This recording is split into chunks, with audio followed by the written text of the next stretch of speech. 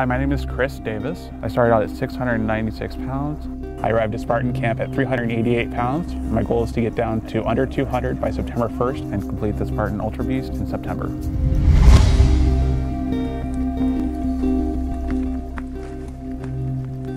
This weekend I did the Muslimu Ultra. There was two versions of the race, or a 14-mile and a 36-mile version. I opted for the 14-mile version, and it was an incredibly difficult course. I thought that it would be a really good test for Chris, being that it was going to be just over a half marathon distance, and the Ultra Beast is going to be a full marathon. So, you know, this was a chance for him to try out being on trails, being on terrain, with a bib on, clock running, to just sort of give a test of what the race might be like. We've been doing a couple of the Spartan races, but they've all been short, so this would be a good first test of a real distance.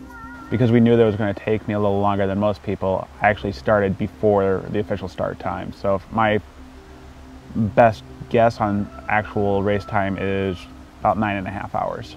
There were times throughout the race where I definitely started to freak out. Now, I'm still used to a city environment where you constantly have cell phone service, where you've always got signs saying exactly where you're at.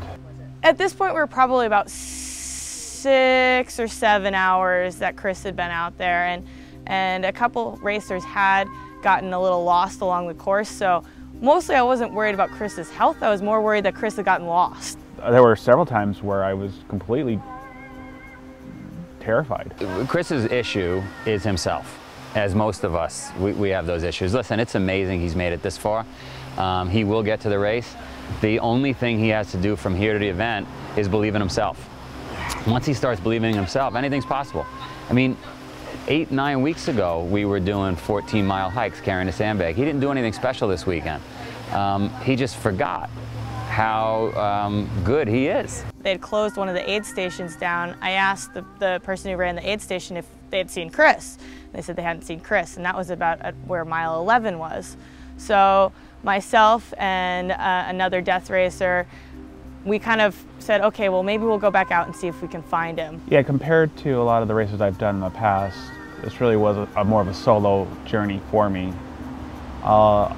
They had aid stations set up throughout the race, but because of how slow I was going through the paces, there was only one aid station that was still intact, and it was unmanned, which was a different experience for me because, you know, in all the Spartan races, you know, I've always had somebody by my side. This was the first real race where I would spend hours on the trails by myself without seeing anybody. He was doing fine. He was on his own, so I kind of turned around and let him out of the woods and made sure he got out of the woods to the last section, which was a couple miles on a road. And you know, it was his race to run. I wasn't running the race with him. So he had to finish this on his own, just like he's going to have to finish the Ultra Beast on his own as well.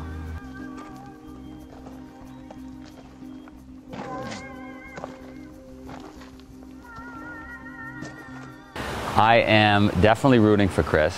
He will finish this thing, and he just, you know, the more people can get out there and post some positive comments on Facebook and keep him going, the more help he'll have and the more likely he'll finish.